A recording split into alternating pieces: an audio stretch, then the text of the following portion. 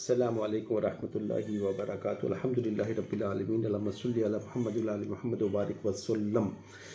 آج ہمارا 18th lecture ہے ایمانیات کے اوپر، اور ایمانیات میں ہم اس کا ایک جز نماز کو ہم ڈسکس کر رہے ہیں۔ اسی نماز کو ہم آپ کے لے کے بڑھیں گے۔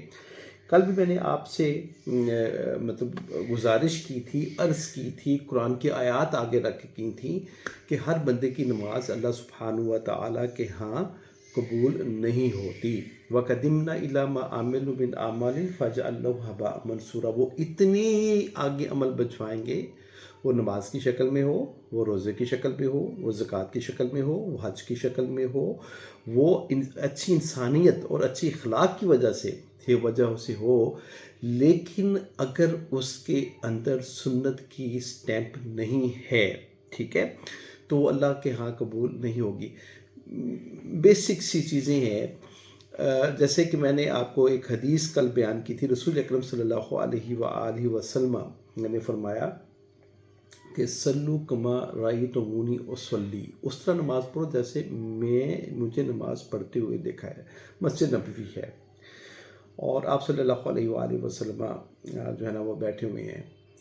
ایک شخص آتا ہے، آپ سے سلام لیتا ہے، سلام لینے کے بعد نماز ادا کرتا ہے۔ نماز ادا کرنے کے بعد جب وہ سلام پھیرتا ہے تو آپ صلی اللہ علیہ وآلہ وسلم اس کو اپنے پاس بلاتے ہیں، کہتے ارجع فصلی انک لم تصلی، ارجع واپس لوٹ جا، فصلی نماز پڑھ، انک لم تصلی تیری نماز نہیں ہوئی، تو نے نماز ادا نہیں کی۔ تو سیکنڈ ٹائم پھر وہ نماز پڑھتا ہے، ٹھیک ہے، پھر وہ آپ صلی اللہ علیہ وآلہ وسلم اس کو کہتے ہیں ارجع لوٹ جا، نماز پڑھ، تیری نماز نہیں ہوئی۔ 3 دفعہ وہ کوشش کرتا ہے نماز پڑھنے کی۔ ایک صحابی ہے، مسجد نبوی ہے، اگر اس کی نماز قبول نہیں ہوئی، ٹھیک ہے، کیوں؟ کیونکہ اس کے نماز کے اندر وہ نقائص تھے، ٹھیک ہے، اس نے اس طرح نماز نہیں پڑھی، ٹھیک ہے، جس طرح کہ رسول اکرم صلی اللہ علیہ وآلہ وسلم نے سکھائی تھی، اور آپ صلی اللہ علیہ وآلہ وسلم کو جبرائیل علیہ السلام کو سکھائی تو میری اور آپ کی نماز کیسے قبول ہو جائے گی؟ ٹھیک ہے نا۔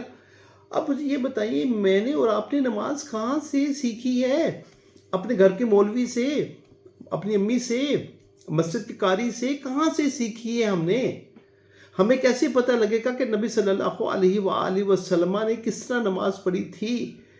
ٹھیک ہے، اللہ سبحانہ وتعالیٰ نے نماز کا کتنا تذکرہ کیا ہے قرآن مجید کے اندر۔ اقیموا الصلاۃ وآتوا الزکاۃ، اقیموا الصلاۃ وآتوا الزکاۃ، نماز اور زکوٰۃ کو ساتھ ساتھ لے کر اللہ سبحانہ وتعالیٰ نے پورا قرآن کے اندر جو ہے نا اس کو ملٹیپل ٹائم اس کے اوپر سٹریس کیا ہوا ہے، ٹھیک ہے۔ اور اتنی امپورٹنٹ چیزیں آگے آنے والے لیکچرز کے اندر ہم بتائیں گے کہ پہلی جو آپ کی پہلی گھاٹی جس کے اندر آپ نے اترنا ہے، فلک تحم العقبہ وما ادراک ما العقبہ، تم ابھی گھاٹی میں نہیں اترے۔ جب ہم گھاٹی میں اتریں گے نا نیچے، تو پہلا ہی امتحان من ربک ما دینک من نبیک، جب وہ سوال کرے گا تو اس سے پہلے ایک امتحان ہوتا ہے، ٹھیک ہے، اس سے پہلے ایک امتحان ہوتا ہے۔ وہ امتحان ہوتا ہے، وہ فرشتہ سوال پوچھ رہا ہوتا ہے، وہ مردے کو اٹھاتا ہے، پوچھتا ہے من ربک ما دینک من نبیک، ٹھیک ہے، 3 سوال پوچھتا ہے، اور اگلا چوتھا سوال اس وقت وہ پوچھتا ہے جب یہ 3 سوالوں کا وہ جواب ٹھیک دیتا ہے، صحیح دیتا ہے، ٹھیک ہے نا۔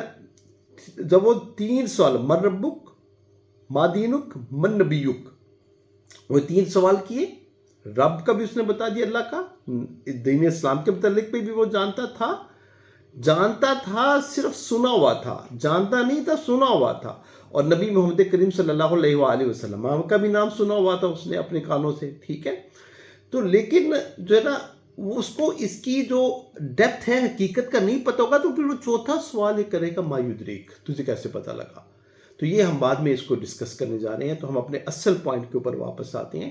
تو اس وقت جو ہے نا جب وہ فرشتہ سوال کرے گا نا، تو مردہ جو ہے نا اس وقت جو وہ اس کو کھڑا کریں گے، تو اس وقت جس وقت بھی قبر میں اس کو اتارا گیا ہو، جس وقت بھی، وہ رات کا وقت ہے، صبح کا وقت ہے، شام کا وقت ہے، دوپہر کا وقت ہے، جس وقت بھی مردے کو قبر میں اتارا جائے، پھر اس کو زندہ کیا جاتا ہے۔ اللہ کے نبی صلی اللہ علیہ وآلہ وسلم فرماتے ہیں جب تم لوٹ جاتے ہو تو ابھی جو ہے نا مردہ تمہارے وہ لوٹ جانے والوں کی پاؤں کی جو سنسناہٹ ہے، آواز ہے، وہ سن رہا ہوتا ہے، فرشتے آ جاتے ہیں جس کو منکر اور نکیر کہتے ہیں. منکر اور نکیر کہتے ہیں. وہ آ کے سوال پوچھتے ہیں آپ سے، ٹھیک ہے نا. تو وہ پتہ کیا کہتا ہے. اب یہاں پہ آزمائش آ جاتی ہے. اب یہاں پہ سب سے پہلا امتحان، وہ سوالوں کے جواب نہیں دیتا. وہ سوالوں کے جواب نہیں دیتا. اب مومن بندہ، جو نمازی بندہ، وہ کیا کہتا ہے. بس آج کا دن وہ سن لیجیے گا، ٹھیک ہے نا. تو آپ کے لیے نا، اگر یہ چیز آپ کو سمجھ میں آ گئی نا، تو آج کے بعد آپ انشاءاللہ نماز نہیں چھوڑیں گے، اور خاص طور پہ عصر کی نماز نہیں چھوڑیں گے. تو وہ نا ہر ایک کے اوپر اللہ سبحانہ وتعالیٰ ایک ہی سین پروڈیوس کریں گے کہ سورج غروب ہونے کو ہے، عصر کا وقت ہے.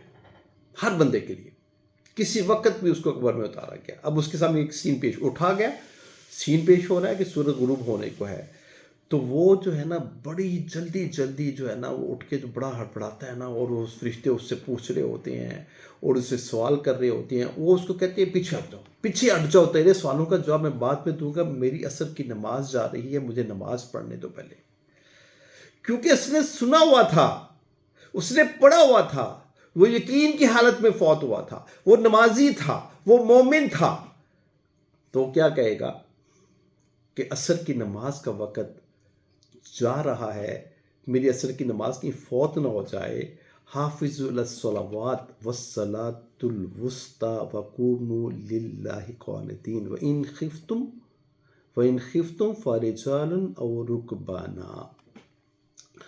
نمازوں کی حفاظت کرو. اللہ سبحانہ وتعالیٰ فرماتے ہیں 5 نمازیں تو اوپر فرض کی ہوئی ہیں ہم نے، ان کی نمازوں کی، ٹھیک ہے نا، ان نمازوں کی تم حفاظت کرو، ٹھیک ہے نا.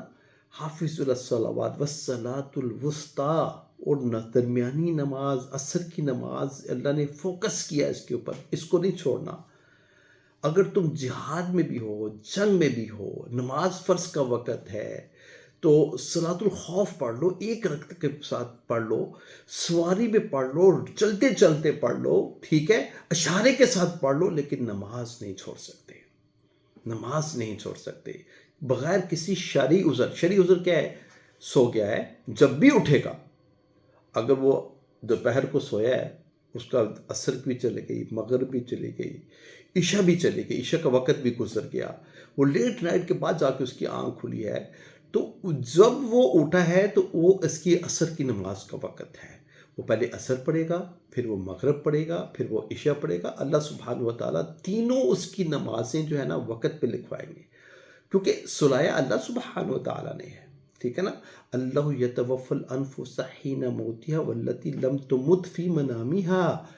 اللہ تمہیں فوت کر دیتا ہے، تیری روحوں کو قبض کر لیتا ہے جب تمہیں موت کی گھاٹی میں اتارتا ہے، جب تمہیں نیند کی وادیوں میں لے کے جاتا ہے. اللہ نیند کی وادی میں لے کے گئے تھے، روح کو قبض کیا تھا، اللہ نے جب واپس لوٹایا تو پھر اسی ہی وقت اس کی نماز کا وقت ہے. ایک دوسرا جو ہے نا بندہ بے ہوش ہو گیا، ٹھیک ہے. تیسرا مجنوں ہے، پاگل ہے، دیوانہ ہے، ٹھیک ہے. اور چوتھا ابھی بالغ نہیں ہوا، ٹھیک ہے.